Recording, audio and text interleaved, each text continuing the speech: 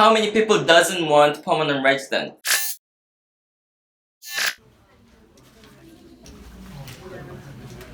So today, actually, I have a set prepared presentation material how you guys can have a successful immigration procedure. So my name is Daniel Won. I've been working as an immigration counsel for the past 16 years.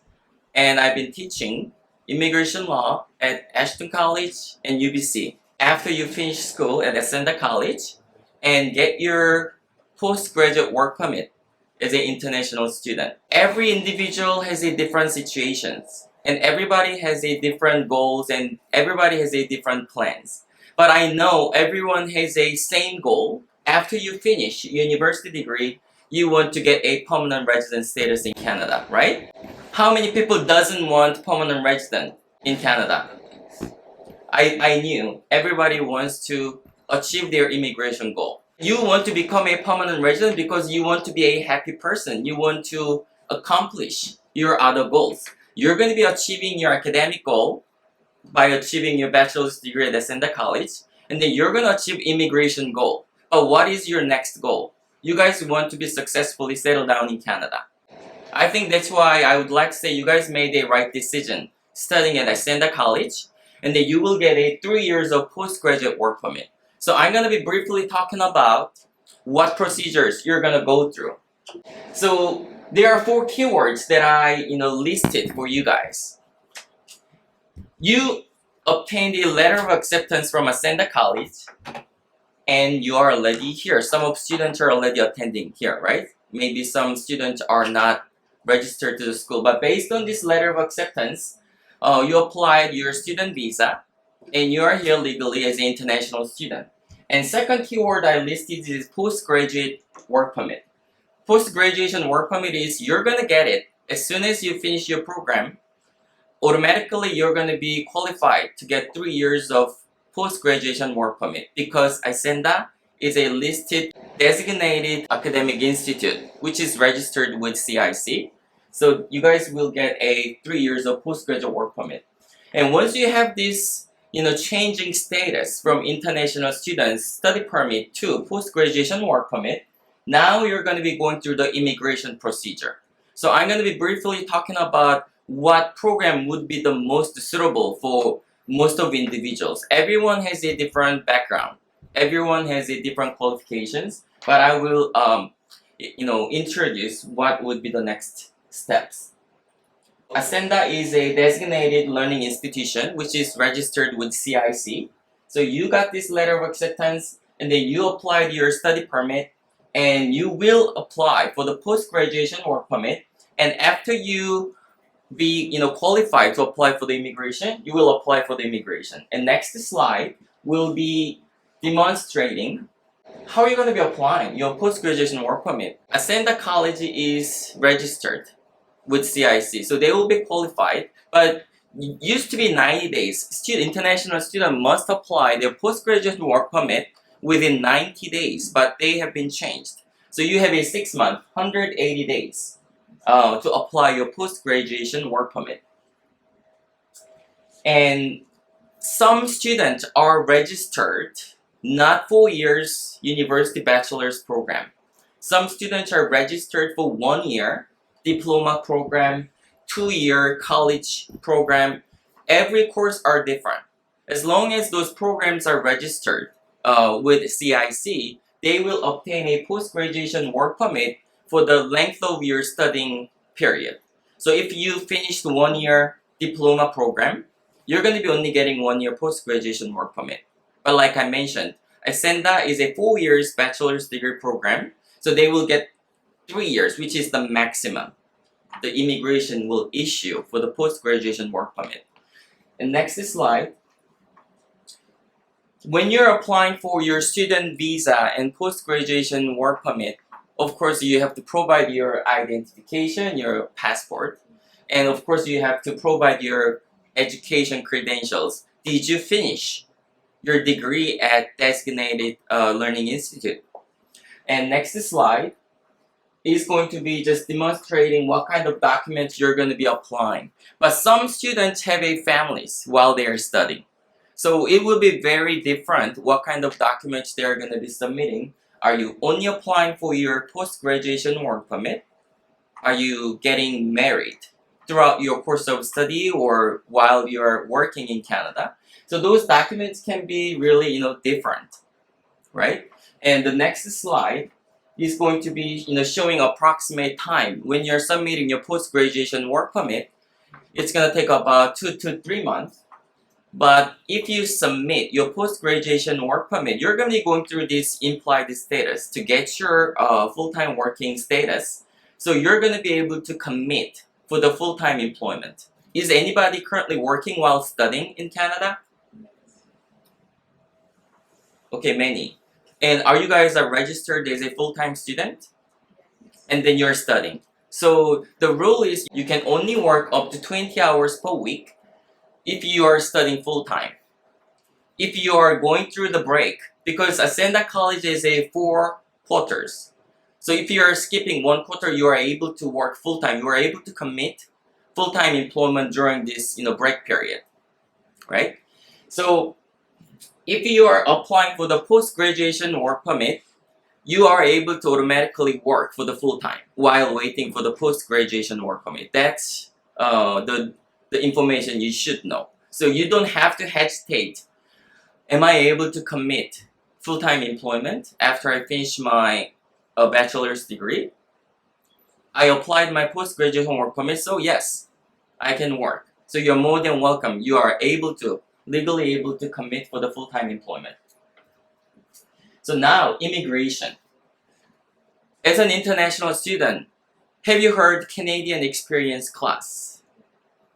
Anybody heard Canadian Experience class?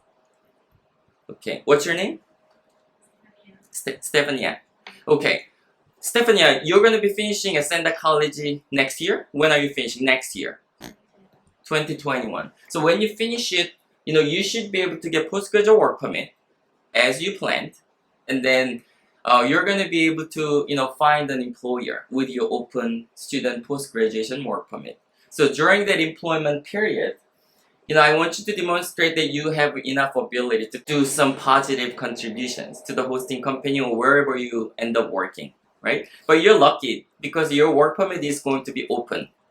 So you can work for more than one employers and you can actually choose the employers. Is anybody registered with Arbutus College here? Okay, Arbutus College. So Arbutus College is not eligible for the post-graduation work permit. You guys know that, right? So Arbutus College students, they should be concentrating on how you guys can utilize your practicum period. So everyone has a practicum years, right? 1 year studying and 1 year practicum. So Acsenda College is in a better position because they're going to be having 3 open years to gain working experience. Is everyone studying business program back there? Business? So business program is quite beneficial because it can be applied to any sectors. So you can actually try to convince your hosting company when you're doing your practicum or internship, you have to demonstrate. You have to convince your employer, I can contribute. So show your qualifications, show your motivation, show your willingness to do, commit. Then, employer is going to be able to, secure your permanent full-time position. That will actually change your status as an international co-op work permit to the closed foreign workers work permit based on labor market impact assessment. Okay. So when you're applying for immigration, there are 6 different criteria immigration is looking for. First, anybody know 6 criteria what immigration officer will give you points based on? Anybody know? The first criteria is age. Second, education, your education level. Third, your accumulated working experience in skill level A, B, O. Canada has a national occupation code, so in order to apply for the immigration, Canadian experience class, you have to work under skill level A, B, O. And the next criteria is, do you have a English score, English IELTS or CELPIP English score to immigrate. So the fourth criteria is the language ability, English or French.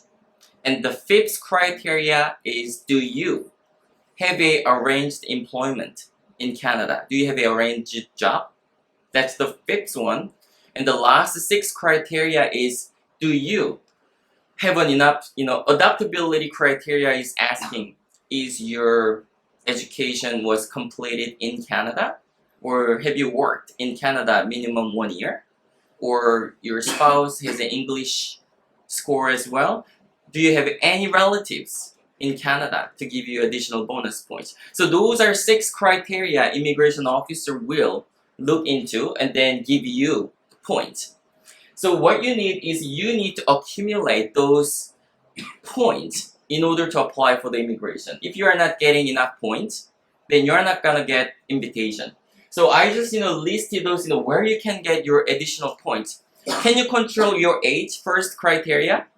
No. Can you change your academic credentials in a day? No, it takes time. You can, but it's gonna take years. What about your working experience? You have to wait 1 more year to claim for the additional points, right? But the fourth section, language proficiency. Can you write English exam every month? Yeah. Yes, you can. So the fourth, the criteria, you can actually pursue yourself to continuously study English and increase your points from on this fourth section. And the fifth one, you can actually find an employer. You don't have to look for further away. Your arranged employment can be very next to you, right? Just like I mentioned, if you're doing your internship or co-op, there's nothing to lose if you're asking. So you have to question yourself. Am I doing my best during my the internship period? Am I demonstrating my qualifications good enough to ask? What are you actually contributing? You have to ask yourself, are you doing your job properly? What can you do in order to give some positive impact, positive influence? You have to do something for the company, right? And then you can ask to the employer, I really want to work for your company. I really want to continue my employment. And I think, I've gone this far and I think I can still do something more. But my status is limited. I'm an international student and I have a limited visa. So would you be able to support me to continuously work for your company? Then, if you did, you have to ask yourself first, are you in a position to ask your hosting company this question or not? So that's what I would like to advise you guys. If you are actually doing this practicum or internship, just, demonstrate yourself, first, and then have a good conversation with your hosting company or people around you. Then opportunity can come to you from very nearby you. You don't have to look for, from very far. Yes, you can do Google search, you can do job search, but maybe people already know you, should be able to support you very easily. That's my comment to you. So LMIA in BCPMP, well, I just listed it. If you have an employer, they have two different options. They can support your job offer to be validated by Service Canada. We call it LMIA, which is Labor Market Impact Assessment. That is going to be depending on the occupation code, it can give you 50 additional bonus points towards your immigration, up to 200. If employer is willing to recommend you and nominate you through the provincial nominee program, then you should be able to claim 600 points, which is end of the game for the immigration. You are gonna get the invitation.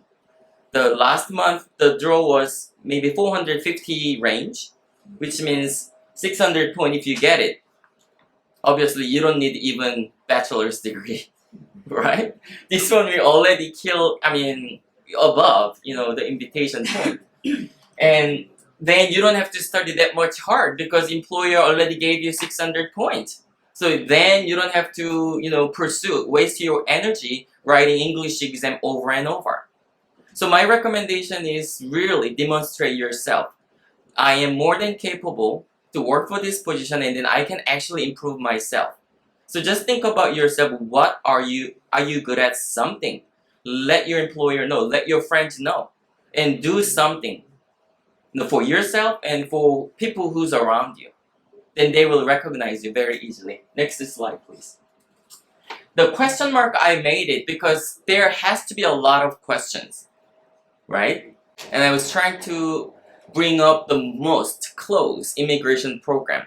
But every individual in this room has a very different background, different education background, employment background, family background. Some people maybe have a medical history. Some people may have a drink and drive, some bad records. I don't know. Everybody is different, but I can get some questions from you tonight, and then what I recommend is I really need to listen to each individual to give you the right advice. Any questions? So post-graduation work permit has a no conditions. So you are more than welcome to work more than 40 hours. I wondered if the wage matters in order for you to apply or to take that into Canadian experience. My answer direct to that question is no, it doesn't impact. Because you're only considering Canadian experience class. But if you're considering about the BCPMP program, provincial nominee program, they will give you the points based on the wage, how much wage you're getting. So it will impact for your BCPMP program, but you're talking about the Canadian experience class. But your working experience throughout this full-time student period, it will not count. So you can actually take this opportunity, right, to secure your continuous job. That's what you need to aim for. And then once you become a full-time worker based on your post-graduation work permit, so finish your degree, then apply your post-graduation work permit and start full-time employment immediately. You don't have to wait until you get the actual post-graduation work permit. Make sense?